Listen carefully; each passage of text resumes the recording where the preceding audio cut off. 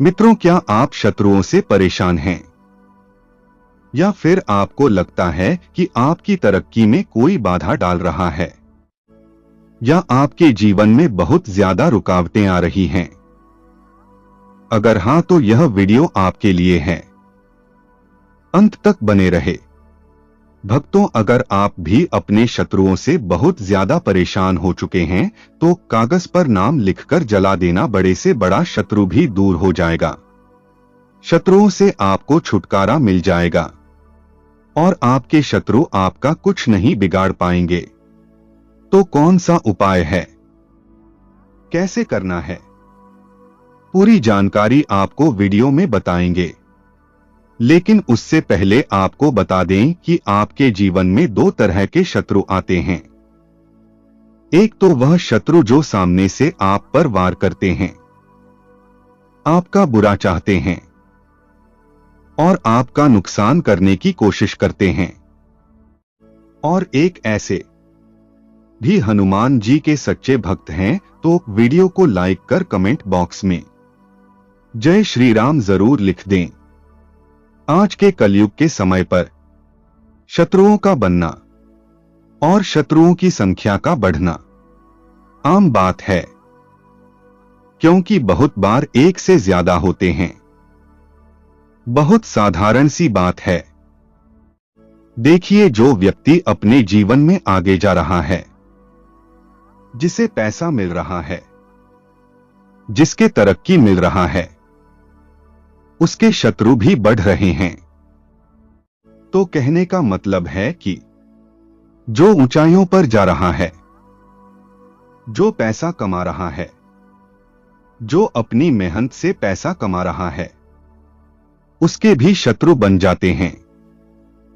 और वह व्यक्ति अपने जीवन में फिर बहुत सारे दुख और कष्टों का सामना करता है, क्योंकि शत्रु जो हैं, आपके जो दुश्मन हैं, वह कुछ ना कुछ ऐसा करा देते हैं कि धन हानि घर में होती है, पैसों की बर्बादी होती है और किसी ना घर के आसपास कहीं भी, आपके ऑफिस में भी वह शत्रु हो सकते हैं जो खुले से आपको धमकी देते हैं। मतलब सामने से आपको धमकी देते हैं कि तुझे देख लूंगा, या तुझे ऐसा कर दूंगा, वैसा कर दूंगा, और आप कुछ नहीं कर पा रहे हैं। कोई भी आज आपका साथ देने वाला नहीं है। आपको नहीं समझ आता है कि इन शत्रुओं से कैसे बचा जाए, कैसे इनसे पीछे छुड़ाया जाए और कैसे इन्हें शांत किया जाए, कैसे इन्हें जीवन से दूर किया जाए और कैसे इन शत्रुओं को परास्त किया जाए। तो जो उपाय हम आपको बताते हैं, यह उपाय करिए और देखिए शत्रु कैसे शांत होते हैं और कैसे आपका पीछा छोड़ते हैं।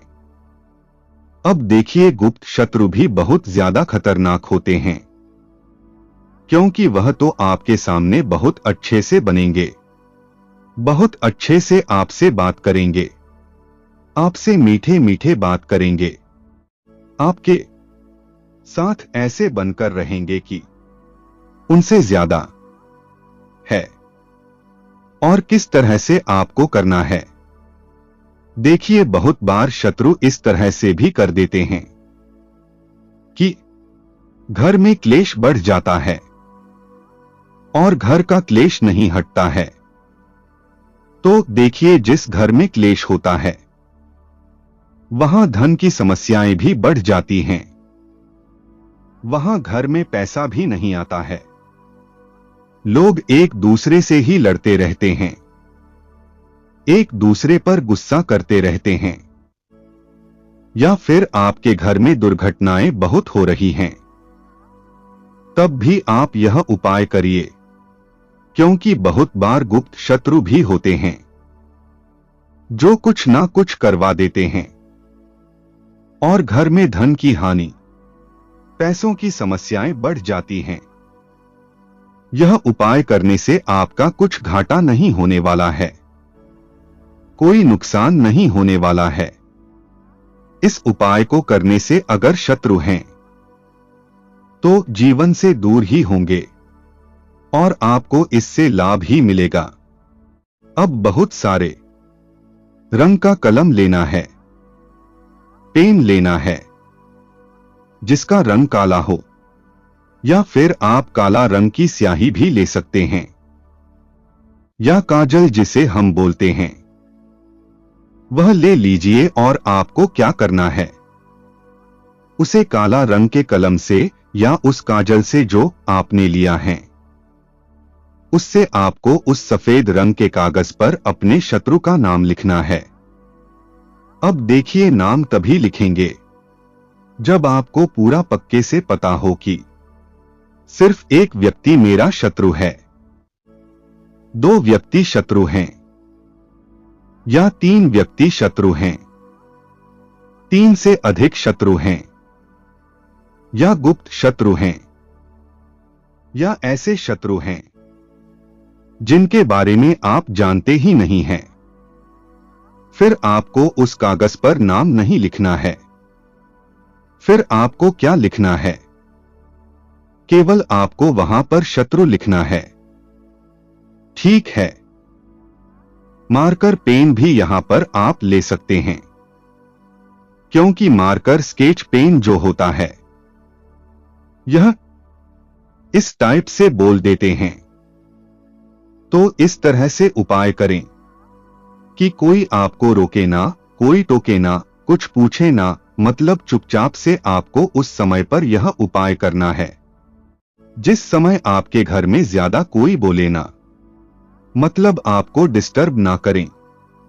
अब आपको क्या करना है, जब आप इसे जला देंगे उस कागज को जिस पर आपने शत्रु का नाम लिखा है या फिर शत्रु लिखा है, फिर उसकी जो राख होगी, उस कागज की राख जो आपने जलाया है, अपने घर के बाहर कहीं ले जाकर इसे दूर फेंककर आपको आना है।